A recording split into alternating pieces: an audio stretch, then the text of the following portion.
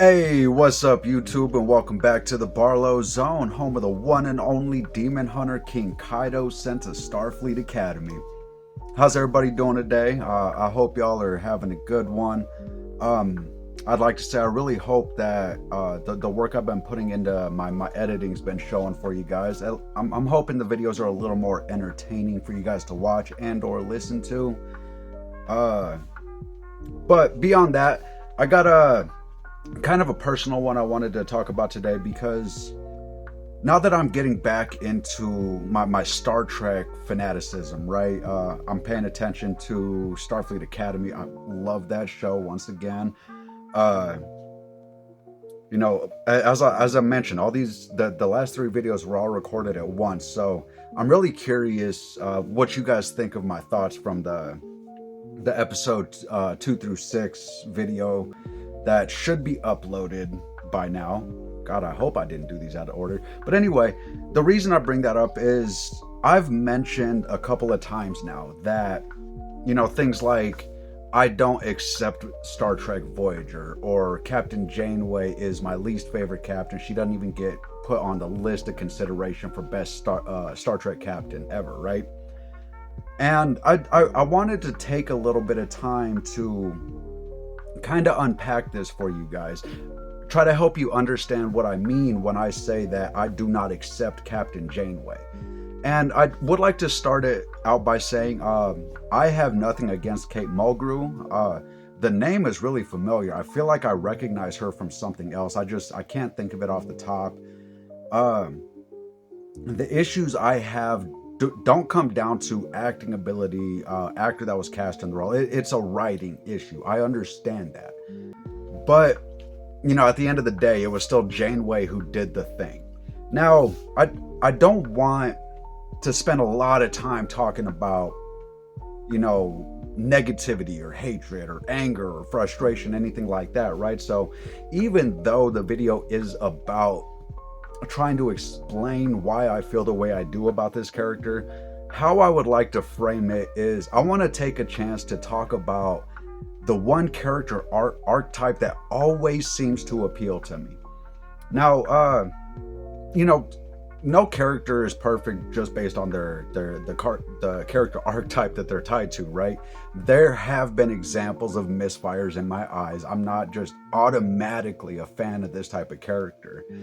But what is the type of character I'm talking about, right? I'm not 100% sure if there's already a term for it. If there's not, I'm not sure what term to give this kind of character, right? So what I'm going to do is I'm just going to list off a few of my favorite characters from across all types of fictional media, right?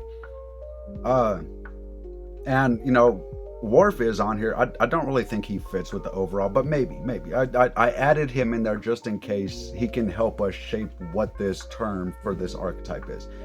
But on here I got third of five, also known as Hugh from Star Trek The Next Generation. Odo, one of my favorite characters, and I love Rene Auberjonois. Little hint or secret for you guys about Barlow. The reason I like Robert House and Fallout New Vegas is because Renee voices him, right? Um, Data, Worf, Android 17 from the Dragon Ball franchise, Marie from Shoujo Null, Kaiju number 8. Not the series. I love this series, but the character specifically, the Kaiju that bonded with Kafka, and the Uma Spring from Undead Unluck. These kind of characters just, they get me, right? Like, I don't know, it's like they're not all artificial life, right?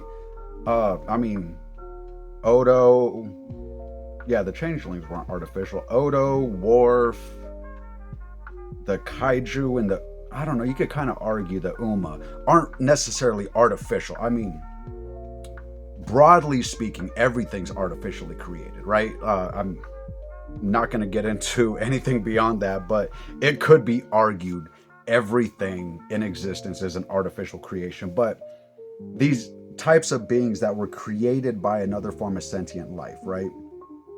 Or are just tragic, like those heart-wrenching characters, right? The ones that reach in there, and you know what, I'll put it like this: the villain of the World Soul Saga in World of Warcraft, I spent an expansion and a half trying to argue that, hey, she's not as bad as we think she is right now. She is. I have to admit that now. But anyway, what is the convicting offense? Because that's what I'm going to call it for the purposes of this video. What is the convicting offense that made me, for lack of a better term, hate Captain Janeway?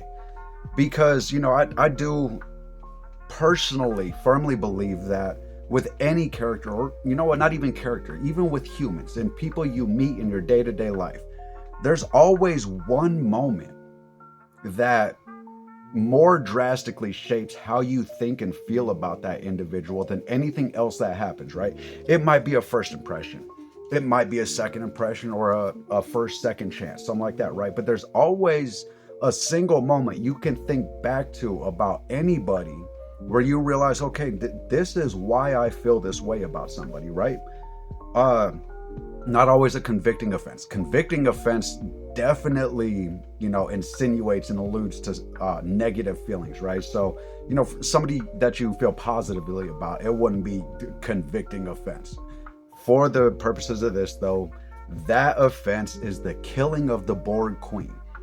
Time out, please, please, please. Give me a few minutes real quick, okay? At least 1 minute, because I understand. I know the Borg were bad. I know this. They were a menace. They were a threat, unlike anything that Starfleet had encountered, right? It was an issue that needed to be addressed first and foremost. I get that. I'm not saying the Borg Queen didn't need to be taken care of, didn't need to be handled. All I'm saying is Hugh, 3rd of 5 in Star Trek The Next Generation, Gene Roddenberry's introduction of the Borg. I mean, okay, I do think Locutus did happen first. So the true proper first introduction was pretty bad, right? Like, you guys took Picard from us. That was pretty bad. But then to follow that up, right? The only other time that Gene used the Borg was in episode I, Robot, season 5 of Star Trek The Next Generation. And in that encounter, Geordi LaForge, LeVar Burton himself, started out not wanting to give this Borg the time of day. You know, he was ordered to help make sure this individual continues to do the existing. And Geordi didn't want to. You know, he gave Picard some fight back, and, you know, he was kind of grinding his teeth in the beginning while he was doing it, right?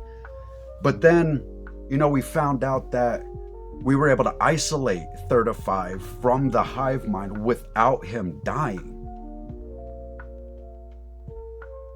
And what happened? He gained individuality. He gave himself a name. Like, he was not 3rd of 5. And you know what? It was so peak how the episode ended too, because Hugh chose to go back. He didn't want to put Geordi in danger. He had made an interpersonal connection with Geordi LaForge. So the existence of Hugh lets us know that, yes, while the Borg may be a hive mind and may be dangerous, if you separate an individual Borg from that hive mind, they can regain their sense of individuality and self-awareness. Which means Captain Janeway committed genocide for an easy solution to the problem. Now, yes, tensions were high. We needed a reaction fast. Like, stuff was going to go wrong. But let me remind you, yes, I understand. It was a single Borg, separate from any of the cubes, right? Like, that there wasn't a ship around for Hugh to easily communicate with, right? But Voyager also takes place, you know, a significant amount of time after the Next Generation.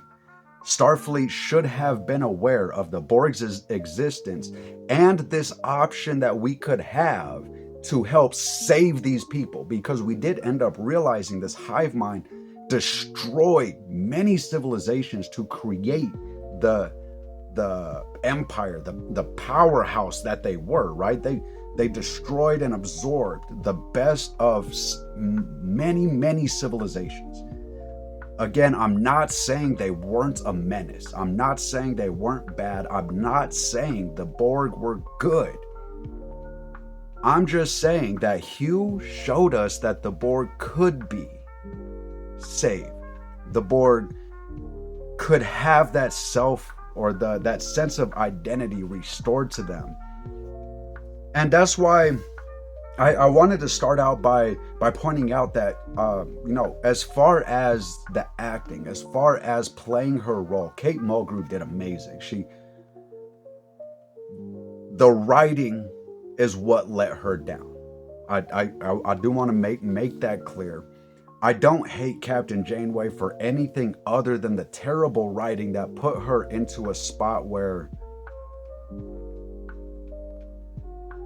Star Trek had no place being. Just think about that statement. Janeway committed genocide. A Starfleet captain committed genocide. And I believe I mentioned it at the beginning. If I didn't, I do want to mention, I started watching Star Trek Discovery. Michael Burnham is a really interesting character. I look forward to seeing how her story develops. To anybody who paid attention to my other videos about Star Trek or may have been keeping up with my Tumblr, because I am super active on the communities over there. Large-scale space battles don't really have a place high on the food chain in Star Trek in my eyes, right? That was never what Gene wanted the series to be about. And, his idea for what Star Trek should be about is not only something that was interesting in the 60s, but, we're looking at 60 years later, right? We're looking at 60 years of scientific development, of actually adventuring into space, like living the dream Gene wanted, right? And we're learning stuff all the time. Like, why can't Star Trek be about discovery, exploration, knowledge seeking, and science? And that's kind of one of the reasons I really like Starfleet Academy, right? I'm not going to go too deep into it, but they understand, we want to be about exploration, learning, science, knowledge acquisition, but this is still space. This is still a scary environment to be set in. And, to that end, that's why I say, large-scale space battles don't have a place very high on the food chain. They should be there because, as mentioned, space is a scary place. It's unknown. There's no telling what's actually out there, right? But as far as large-scale space battles, we already have Star Wars for that. We don't need another Star Wars messing up the Star Trek canon. I'm gonna move on from there.